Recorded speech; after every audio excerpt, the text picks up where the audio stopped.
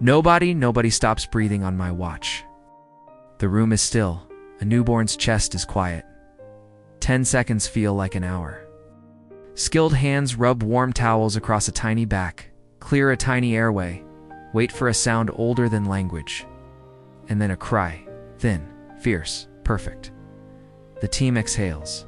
Not luck, not hunch, ritual. 5 questions, 10 points, 1 decision. Act now. This is the legacy of Virginia Apgar, the anesthesiologist, who turned the first minute of life from guesswork into a language the whole room could speak. She didn't set out to be a headline. Born in 1909 in New Jersey, she played violin, built instruments, and loved anything she could tune with her hands. A medicine called, anyway. In 1933, she finished at Columbia University's College of Physicians and Surgeons, aiming at surgery until a mentor pointed to a different frontier: anesthesia.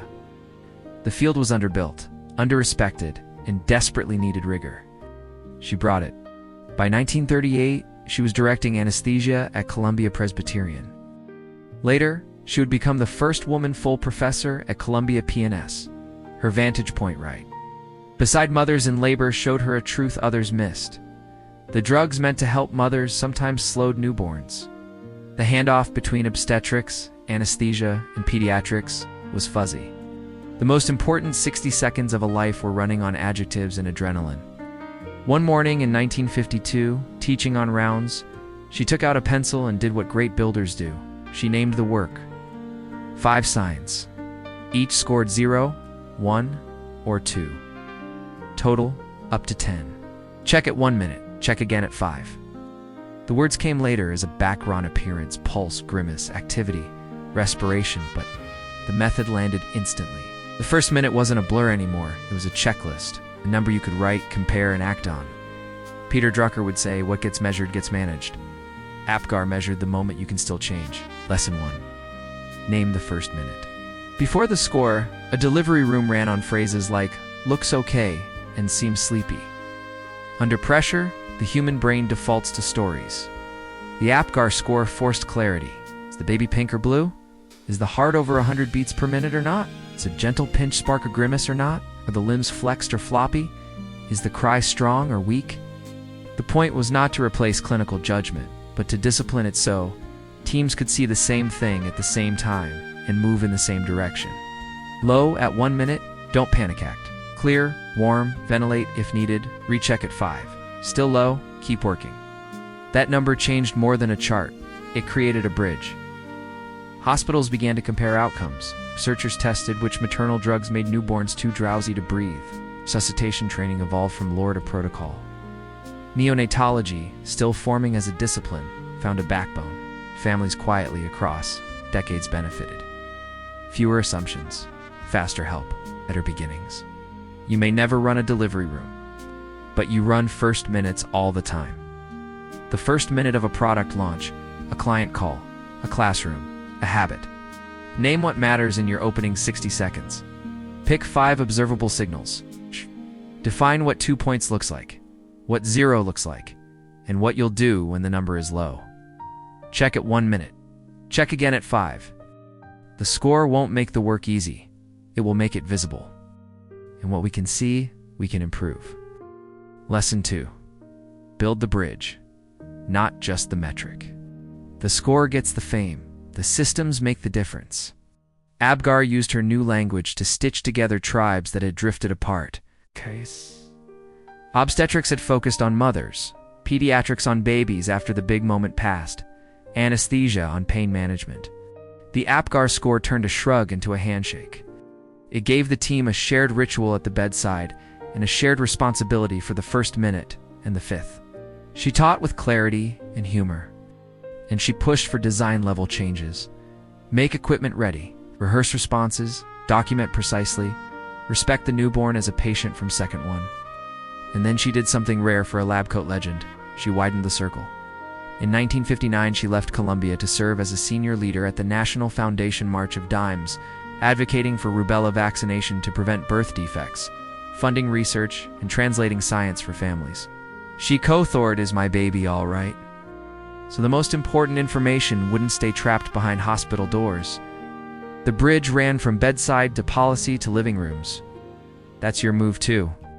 When you create a scorecard for your team or your life, pair it with a path. Who acts when the number is low? What is the first move?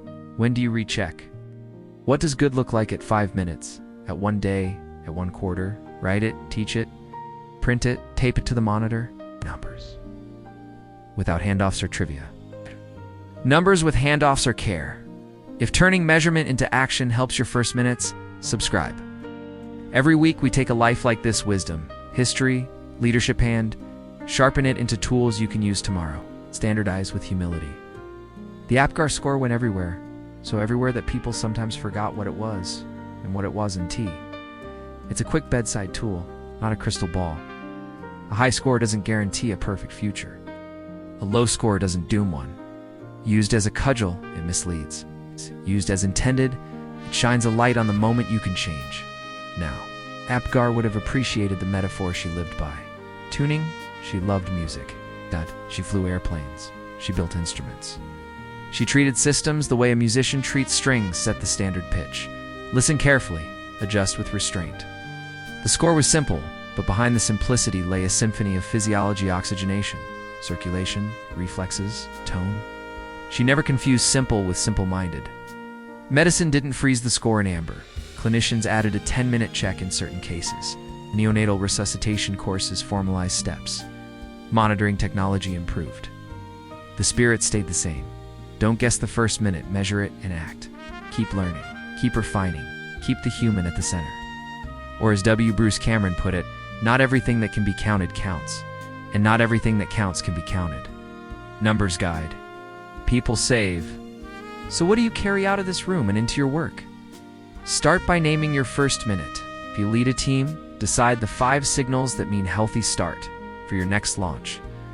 If one is low, act. Recheck at 5. Build the bridge that moves that number into care assign roles. Rehearse handoffs. Make tools obvious.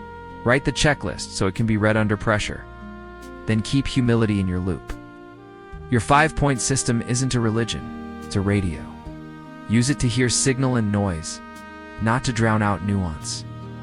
And make sure your numbers serve people, not the other way around. Now step back and see the whole arc. A girl with a violin learns how to tune. A young physician looks past prestige to build a field that needs building. A teacher, in the middle of a ward round, sketches 5 questions that will travel the globe. A public advocate carries science to families and turns prevention into policy. A scorecard, PGA, sits at the edge of a warmer on every continent. And a habit echoes in 1,000 rooms. 1 minute, 5 minutes, act. Virginia Apgar died in 1974. Her score didn't. It lives wherever someone cares enough to count. Her deeper lesson lives wherever someone cares enough to build the bridge from counting to caring. She showed us how to turn chaos into clarity without losing compassion. She showed us how to standardize what we can, respect what we can't, and keep the patient a mother, a baby, a team, a customer at the center. If this helped you see your own first minutes with clearer eyes, subscribe and stay. This channel is a living library for builders who want systems with a soul, leaders who measure what matters, act when it counts, and keep their compass set to care.